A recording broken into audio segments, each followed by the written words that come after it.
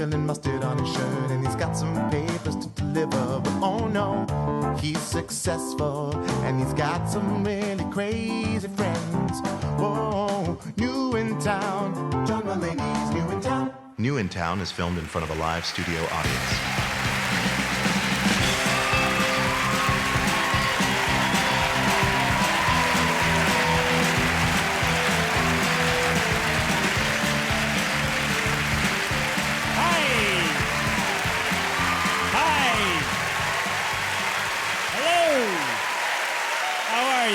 Thank you. That's very nice of you. Thank you.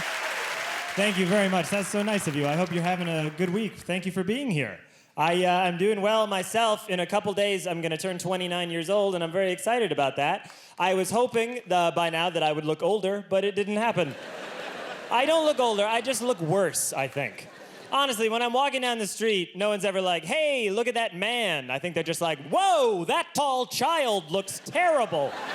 Get some rest, tall child. You can't keep burning the candle at both ends. A lot of guys my age, I'll hear them say this. They go, every day I think I'm becoming more like my dad. I think I'm becoming more like my mom. Because I was watching that show, Access Hollywood, and one of the reporters said, up next, we have an exclusive interview with Sandra Bullock's former husband, Jesse James. And out loud, I went, ugh, this ought to be good. That's pure mom. My brothers and sisters and I had this babysitter named Veronica when we were kids, and I was in love with her. I was in love with Veronica. She would babysit us on Saturday nights. And in my head, when I was a little kid, I thought that Veronica was like 25, 30 years old. I was just talking to my mom the other week. I found out that when I was 10, Veronica was 13. So why was she in charge? All she could do was dial the telephone a little better than I could.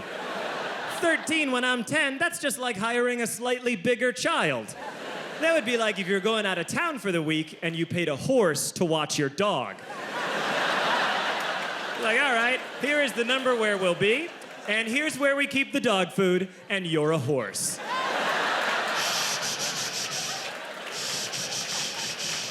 Why do people do that? People always shush animals. They go, hey, shh, shh, shh, shh. They've never spoken. I always wanted to live in New York when I was a kid. I'm so excited that I get to live in New York. I saw New York City in a movie when I was a kid. It was called Home Alone 2, Lost in New York. It is a sequel. Yeah, how about that movie? It was a sequel to the movie Home Alone. I remember in that movie, the kid in Home Alone 2, he gets into a stretch limousine on 5th Avenue with a large cheese pizza, and I thought, this is the height of luxury! Now I live in New York, and I'm psyched, but that is a stupid movie title. Lost in New York, the streets are numbered. How'd you get lost in New York? I know it's kind of stupid to complain about a movie that came out 17 years ago, but I wasn't a comedian back then. So I have to do it now. I wish I'd been a Def Jam comic when that movie came out. I would have torn it to pieces. Be like, you seen this shit? You seen this Home Alone 2 Lost in New York shit? It's a grant system, motherfucker. Where you at? 24th and 5th? Where you want to go? 35th and 6th? 11 up and 1 over, you simple bitch. That'd be my big joke. That'd be the closer if I was a Def Jam comic when that movie came out. But alas, I was not. I think the bullying that young people have to go through now in schools is really rough. I really sympathize, because I was bullied when I was a kid. When I was in grade school, I was bullied for being Asian American. And the biggest problem with that is that I am not Asian American. But when I was younger, and this is absolutely true, people thought that I might be Asian American. I have pretty thin eyes. I had very thin eyes when I was a little kid, and I had straight black hair that I wore in a bowl cut. And from the ages of 3 to 8, people thought that I might be a young Chinese person. On the first day that he met me, the guy that is now my best friend, he met me the first day of kindergarten. He went home that night and said, Papa, today I met a boy with no eyes. And that was me. Kids would make fun of me in middle school. Kids would call me a Chinaman, which of the racial slurs has got to be the laziest. That is just pushing two words together. No work was done there. It was very confusing to me because I'm not Chinese. No one in my family is remotely Asian. I mean, we take our shoes off when we come inside, but that was more of a carpeting thing than anything else. Here's how bad it got, though. I remember when I was in junior high, we had this music appreciation class that we never appreciated. And they took us to hear some classical music once at a symphony orchestra. So we go to a symphony orchestra. In one of these classical pieces, there's a moment where they bang a gong. And every time they banged the gong, all the kids sitting in front of me would stand up, turn to me, and bow like that. Which is some racist-ass bullshit, but also incredibly well coordinated for a group of 13-year-olds. 13-year-olds are the meanest people in the world. They terrify me to this day. If I'm on the street on like a Friday at 3 p.m. and I see a group of 8th graders on one side of the street, I will cross to the other side of the street because 8th graders will make fun of you, but in an accurate way. They will get to the thing that you don't like about you. They don't even need to look at you for long. They'll just be like, ha, ha, ha, ha, ha, ha, ha, ha, ha, ha. Hey, look at that high-waisted man. He got feminine hips. And I'm like, no, that's the thing I'm sensitive about.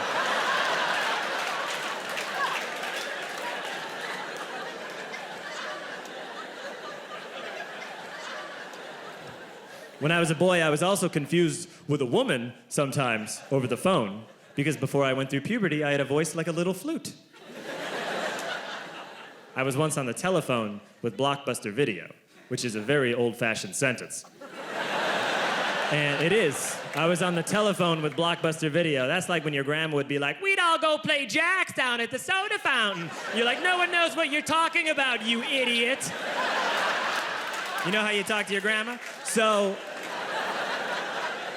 I was on the phone with Blockbuster. I'd called them a couple of times in one day to ask about a movie. And I called for a third time. I said, hey, yeah, I was just calling to see if you had Addams Family Values yet. And the guy at Blockbuster went, hey, lady, I'll tell you when we get Addams Family Values. But look, I wasn't offended as a boy being confused with a lady. I was offended as a lady who was getting pushed around by this chauvinist asshole that works at Blockbuster Video, talking to me like I'm some floozy. I am a proud Asian American woman, and you will treat me with respect. I am a tiger mom. It's wrong to make fun of people, you know, but it's so fun sometimes. I've written for some TV shows, and you know, on a major TV show, you have to be careful about what you say about people because a lot of people can get offended, or so it has been explained to me. I was once, I'll tell you this, I was writing for an awards show once, and I got into some trouble. I wrote a joke for this awards show that had the word midget in it. And someone from the network came down to our offices, and he said to me, hey, you can't put the word midget on TV. And I said, I sure would like to. And he said, no, midget is as bad as the N-word. First off, no. No, it's not. Do you know how I know it's not? I said to him, is because we're saying the word midget, and we're not even saying what the N-word is. If you're comparing the badness of two words, and you won't even say one of them, that's the worst word. I don't mean to complain about censorship at all, though, because as you probably have seen by now, you can basically say whatever you want on television. It's ridiculous. You can say anything you want. And if you don't believe me, you should watch a little program called Law and Order Special Victims Unit. Yeah, a show that I love, because on that show, you can say the grossest things you've ever heard in your life. No, you can't say, like, the F word. You can't say that on Special Victims Unit. But people walk around on SVU going like, looks like the victim had anal contusions. Yo, looks like we found semen and fecal matter in the victim's ear canal. Those are two real things that I heard on Law and Order SVU at 3 in the afternoon. Both spoken by Ice-T. Ice-T is a detective with the Special Victims Unit. He handles New York's most sensitive cases. I love Ice-T on SVU. He is fantastic. He's awesome. What's so great about him is that he's been with the SVU for like 11 years now, but he still treats every case like it's his first in terms of total confusion. Sometimes they'll be in the middle of an investigation and Ice-T will be like, yo, you telling me this dude gets off on little girls with pigtails? It's like, yeah, Ice. He's a pedophile. You work in the sex crimes division. You're gonna have to get used to that. You know how they try and tie in like current events to every episode of SVU? So there was this episode I saw a while ago that was about sex addiction, because a lot of celebrities had come out as sex addicts. So the episode's about sex addiction. There is a scene in the episode where the other detectives are trying to teach Ice-T what sex addiction is, and it takes a couple of minutes. And finally, Ice-T gets it, and they cut to him in this close-up, and he goes, oh, I get it. You mean like when someone drinks too much? Or snorts cocaine, or bets the house on the ponies. And I was like, yeah, you got it, man. And I was psyched that Ice-T understood so that they could continue with the investigation. But I could have watched another 4 hours of Ice-T just naming examples. Just that close up. And Ice-T like when someone smokes too many cigarettes, or like when someone shops too much with credit cards, or like when someone plays too many scratchy lotteries, or like when someone eats too much chocolate cake, or like when someone eats too much chocolate cake and then barfs it up. And he would just keep talking, and it would slowly fade out and say executive producer Dick Wolf. That'd be my ideal episode. That'd be a good one.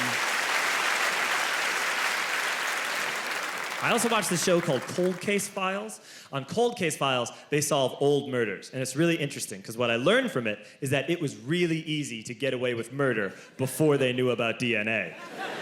It was ridiculously easy. Like, what was even going on back then?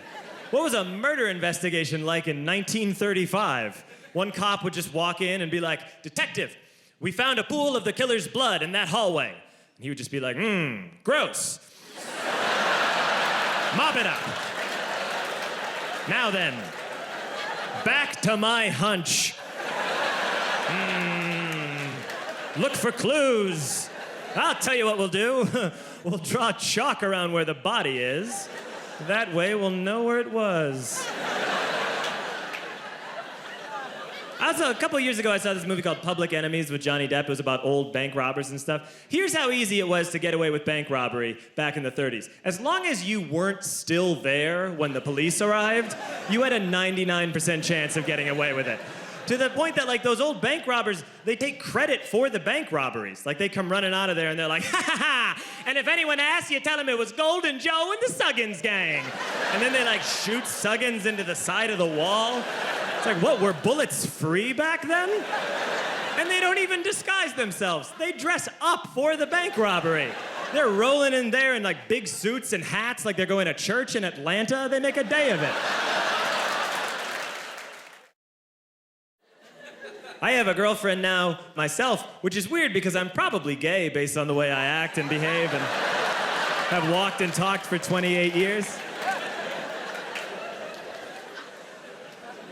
I think I was supposed to be gay. I think like in heaven they built like 3/4 of a gay person and then they forgot to flip the final switch and they just sent me out and it was like, you marked that one gay, right? And it was like, oh no, was I supposed to? And they were like, oh man, well this will be a very interesting person. This will be a very silly person. I was definitely gay when I was a little boy.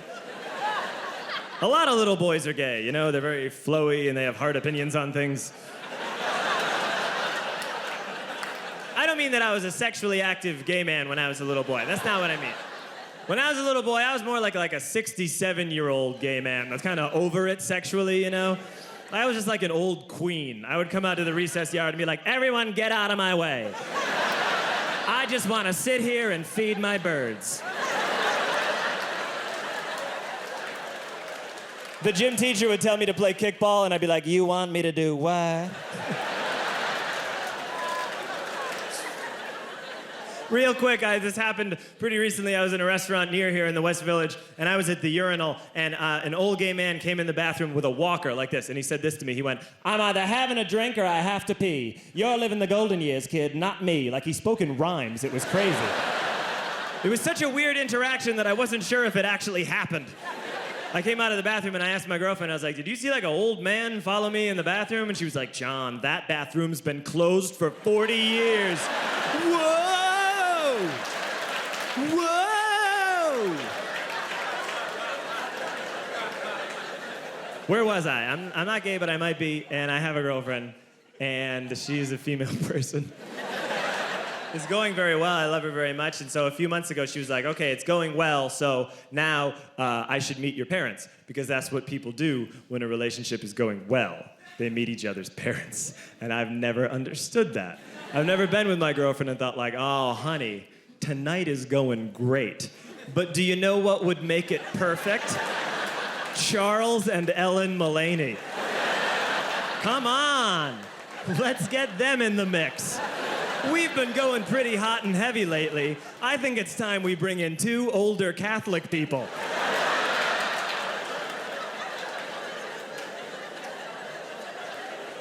My girlfriend's a female, and then I had all these friends that are female. So when I started dating her, I was like, "Oh, great, they'll all get along." No. Not even a little at the beginning. I don't want to make any generalizations about women because I don't know shit about women, but this is one thing I've noticed in my own personal experience is that I think women can be friends with each other, but I think it can be tricky sometimes when you try and force women to hang out with each other. I think that sometimes doesn't work. Like, I don't think you could never put together a heist of women. Does that make sense? Like, Ocean's 11 with women wouldn't work because 2 would keep breaking off to talk shit about the other 9. Or not even talk shit, just say weird passive-aggressive things while they break into the casino. Just be like, "Aw, I love how you just wear anything."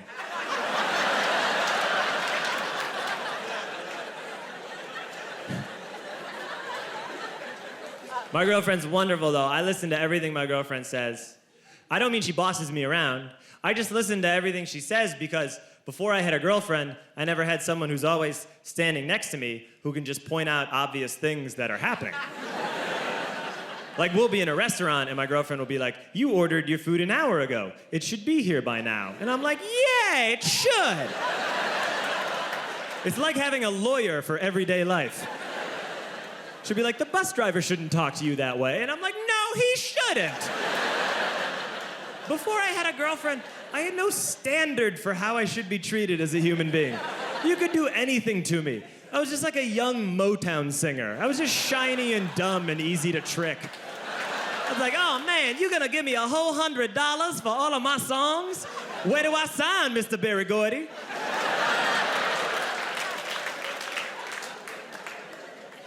And now when I'm not with my girlfriend, you can still do anything to me. I will tolerate any treatment. Like, I travel alone sometimes, you know, and I'll put up with anything. You know? Like, I'll book a ticket on some garbage airline. You know, I don't want to name an actual airline, so let's just make one up. Let's call it like Delta Airlines. So I'll book a ticket on Delta Airlines. And I'll show up at the airport and I go, "Can I get on the plane now, please?" And they go, "No, it's delayed 9 hours." And I go, "Okay." And then I go to the bathroom. And then I come out of the bathroom and I go, "Any updates?" And they go, "Yeah, we took off while you were in the bathroom because we hate you. Now take this meal voucher that doesn't work. Go fetch." And I go, "Okay." And I go over to the Wolfgang Puck Express and I go, "Can I have a sandwich, please?" And they go, "No." And I go, "Okay." And they go, "You're a little fat girl, aren't you?" And I go, "No." And they go, "Say it." And I go, "I'm a little fat girl." And then I go over to the Delta Help Desk, which is an oxymoron, and I go, "Can I please go home on an airplane?" And they go, "No. In fact, we're gonna frame you for murder. And you're gonna go to jail for 30 years. And I go, "Why are you doing this to me?" And they go, "Because we're Delta Airlines, and life is a fucking nightmare." But with my girlfriend, she would just be like, "Let's see if Southwest has any flights." So it's better.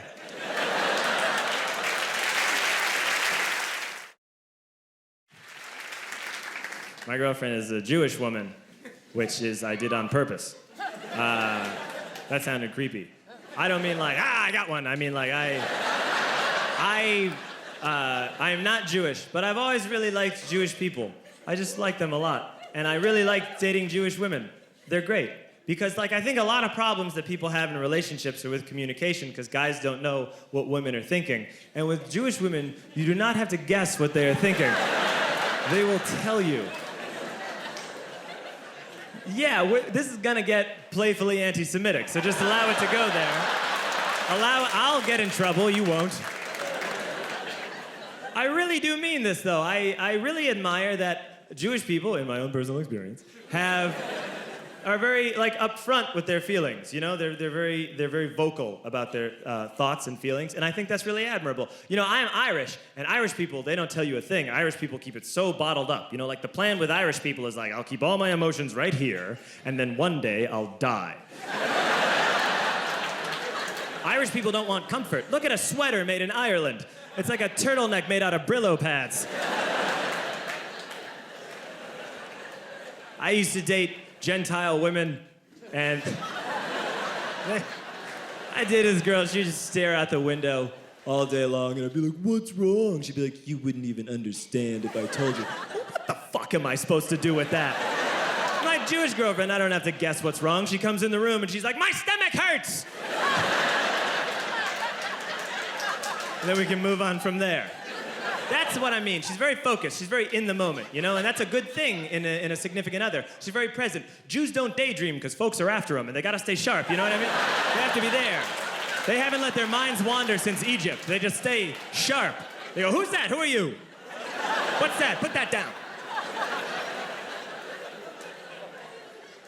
I'm Irish. I keep things very bottled up, and I don't drink, which is not what you're supposed to do when you're Irish. I don't drink. I used to drink, and then I drank too much, and I had to stop. That surprises a lot of audiences because I don't look like someone who used to do anything. I look like I was just sitting in a room in a chair eating saltines for 28 years, and then I walked right out here. Now, I quit drinking because I used to drink too much, and then I would black out, and I would ruin parties. So I would hear stories about myself. Here's a story I once heard about me. I guess I was 20 and I was at a party at someone's house and I'd blacked out drinking, and someone came out of one of the rooms at this party holding an old antique bottle with some liquid in it. And they said, "Hey, is this whiskey or perfume?" And apparently I grabbed it, drank all of it, and said, "It's perfume." And it was. Another story I heard about myself, this one happened in high school. We had this teacher in high school whose kid went to our high school. His name was Mr. McNamara, and his son Jake McNamara went to our high school. He was a sophomore when I was a senior, so he was 2 years behind me. And Mr. McNamara was an asshole. And one weekend, he and his wife decided to leave town, which you should never do if you're an asshole. And Jake McNamara decided to throw a party at the teacher's house. Hooray! And everyone around town heard about it, and we all got up individually and thought, okay, let's go over there and destroy the place. I walked into this party, everyone I had ever met was there, and everyone was drinking like it was the end of the world. People were drinking like it was the Civil War and a doctor was coming to saw our legs off. It was totally unsupervised. We were like dogs without horses. We were running wild. I walked down to the basement. They had a pool table in the basement. One dude took a running start and threw his body onto the pool table and broke it in half. Another kid found out which room was Mr. McNamara's and went upstairs and took a shit on his computer. So the party was going great. I'm standing in the basement, and I'm holding a red cup. You've seen movies. And I'm standing there, and I'm holding a red cup, and I'm starting to black out. And I guess someone said, something, something, police. And in a brilliant moment of word association, I yelled, "Fuck the police! Fuck the police! And everyone else joined in. 100 drunk white children yelling, fuck the police. With the confidence of guys who have already been to jail and aren't afraid of it anymore. You know, that I serve my nickel, you come and take me confidence. But white children. The reason someone had said something police was because the police were there. So a Chicago police officer walked down the stairs and got to the bottom in the basement and looked out over a sea of drunk toddlers yelling, fuck the police, in his face. And he was almost impressed. He was like, wow. And then he leaned into his walkie-talkie and went, get the paddy wagon. And my friend John, who is now a father, this man now has a baby, he grabbed a 40, smashed it on the ground, and yelled, scatter! And everyone ran in a different direction. We all ran in different directions. It was like that scene in Ratatouille when the humans come in the kitchen and all the rats go in different ways. We all ran in different directions. I ran into the laundry room and I jumped up on the washing machine and I crawled out through a window into the backyard, and now I'm running through the backyard and there was this big chain link fence and I thought, I've never climbed a fence that high before. And then I woke up at home.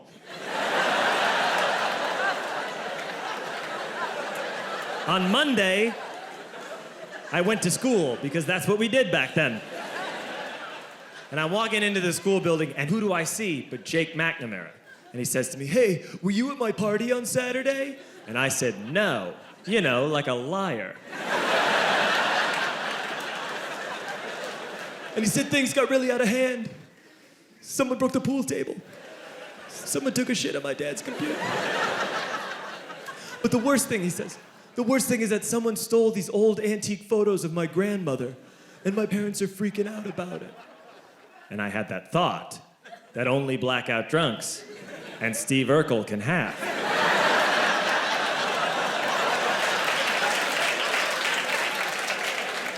Did I do that? I figured, no, I wouldn't have done that. But I was never sure until 2 years later. Relax. I'm playing video games with this kid named Alex that we also went to high school with. 2 years later, we've graduated by now. We're playing video games for a couple hours. And then Alex says to me, hey, come here, I want to show you something. And he takes me into his bedroom. And then he takes me into a side room off of his bedroom. Never a good thing to have. And he shows me a tiny room that is covered wall to wall in stolen antique photos from different people's parties over the years.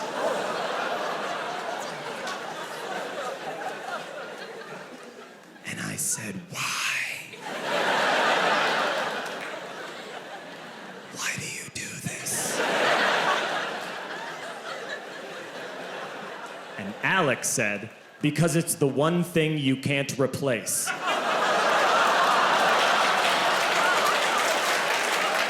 That's the end of that story, but how fucked up is that, right? That's crazy. So I don't drink anymore. I'm trying to eat better. I was out to lunch with a friend, and I got a chicken sandwich. And the waitress said to me, oh, you're getting a chicken sandwich. Well, that comes with a choice of either salad or fries. Those were the choices, salad or fries, the two most different foods in the universe. That's like saying, what kind of day do you want to have? Do you want to be active and go to the bathroom or stuff? Or do you want to lay on the floor moaning? Oh, you're getting a chicken sandwich? Well, with that, you can either go for a jog or smoke crack cocaine.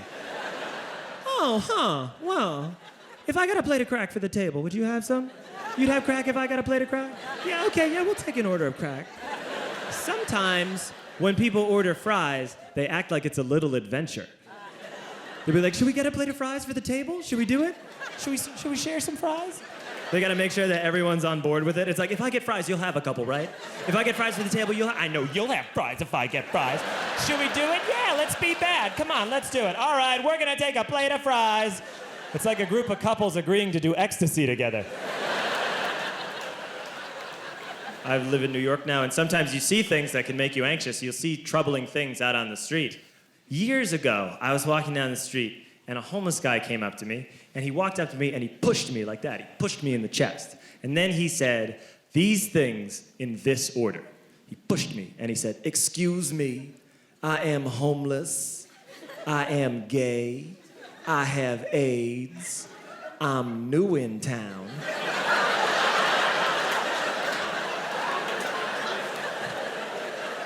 You're gonna close with new in town? That is not the most dramatic thing that you just said. As they say in the movie Jerry Maguire, you had me at AIDS. Here's how I would have ordered those things. I would have said, excuse me, I'm new in town, and it gets worse. Didn't that guy practice his, pitch it all in the mirror that morning and just figure out what he was gonna say? You know, just in the morning, just be like, all right, what am I gonna do today? What am I gonna do? All right. I'll walk up and say hello. No, that's too subtle. I'm gonna push him. I'll push him. And I'm gonna say, I'm new in town. No, hold back. Save it. Build to that. How about I go walk up to him, I'll push him. I go, I have AIDS. No, that's too strong. All right. I'm gonna walk up to him. I'm gonna push him. I will start with the fact that I am homeless, as that is a given.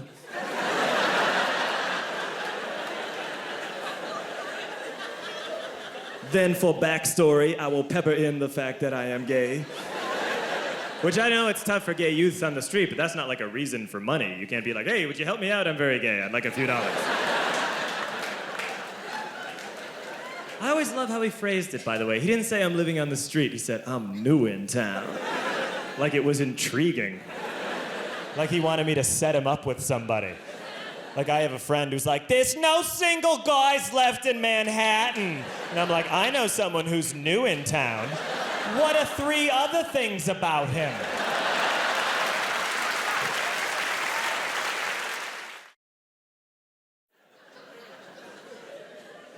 Just too anxious for a lot of things. I get very nervous all the time. Not even about major life things. Just about in everyday situations. This is my regular speaking voice. But if I'm in a public bathroom and someone knocks too suddenly on the stall door, I go into a whole different speaking voice, which is, hey, someone's in here. Someone's in here. So if they're gonna be like, I think there's a carnival barker in there. I think someone's trying to drum up business for a carnival. I decided to do something about all this anxiety recently. I decided I was gonna try and get a Xanax prescription. I don't know if anyone here has ever tried Xanax, but it's fantastic. Very muted claps for Xanax. You don't really get woos, it's more like, yeah. I didn't know how to get a Xanax prescription, though. Drugs like that are tricky sometimes. But I talked to a friend of mine, and he said, hey, I did this. He said that he had a regular doctor's appointment, and at the end of it, he said to his doctor, hey, doctor, sometimes I get nervous on airplanes. And the doctor just wrote him a Xanax prescription. And I was like, yeah, that's the type of lowbrow shit I'm looking for. I'll take your advice, friend I've never listened to before. So I go to a clinic, and I go in, and I'm just gonna go in for, a regular type of checkup, and at the end, I'll ask about Xanax. So I get to the front desk, and they have a why are you here sheet. And I wanna pick something that will get me in and out really quickly. And I look down, and I see frequent urination.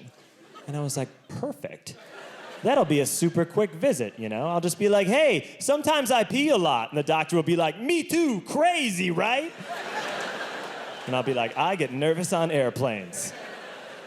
So I checked off frequent urination, and I sat down in the waiting area, and I waited for 3 hours. I finally go back to the observation room, and in the observation room, there is a male nurse standing there, and he has a Batman sticker on his stethoscope, a Batman necklace, and a Batman watch. He was kind of moving around the whole time, he was just like, all right, I am too blessed to be stressed. Let's do it. What are you allergic to besides work? And then he'd take something and he'd throw it over his shoulder and be like, beats working. All of his jokes were very anti-work, which is not always what you want from a healthcare professional. The doctor comes in the room, and the doctor looks at my chart, and he says, oh, you're here for frequent urination. How many times a day are you urinating? And I tried to think of a number that would warrant a doctor visit. So I said 11. And that was too many times to say. The doctor looks at me and says, you're peeing 11 times a day. Then you may have something wrong with your prostate. So, what we need to do, well, some of you are ahead of me. So I don't know exactly how he phrased it, but the gist of it was, hey, if this visit is to continue, I'm going to stick part of my hand up your ass. And I didn't know what to say. Because I couldn't be like, no, that's okay. I was lying. It was a lie to get drugs. You know, like a crime. So what I did was, I pulled down my pants, and I walked over to the observation table, and I put my hands down on the observation table like this. And by the way, part of me was like, whatever, you know? You know those days when you're like, this might as well happen? Adult life is already so goddamn weird. So I'm bent over like this on the table, and the doctor comes up behind me and goes, no, not on your hands, on your elbows, and he knocks me down like that. And this is so much worse than this. I don't know why. I think it's that this has like a little remaining dignity to it. You know what I mean? This is sort of like, go, stick it in. I am an American. This is like you're leaning over the edge of a cruise ship and you're like, we are approaching Martinique. He knocked me down to my elbows.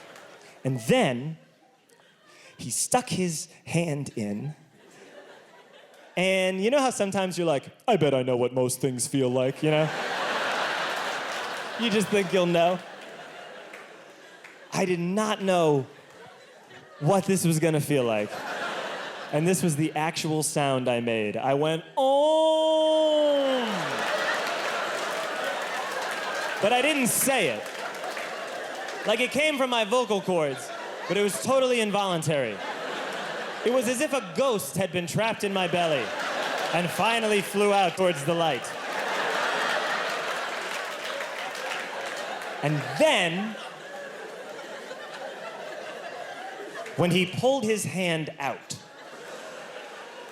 we've gotten to know each other pretty well. So I will phrase this as delicately as I can. I did not realize that when the doctor pulls his hand out, it feels like you're shitting because the only thing that's ever come out of your butt before has been shit. So, he pulls his hand out, and I thought that I was shitting into his hand. So I yelled, I'm sorry.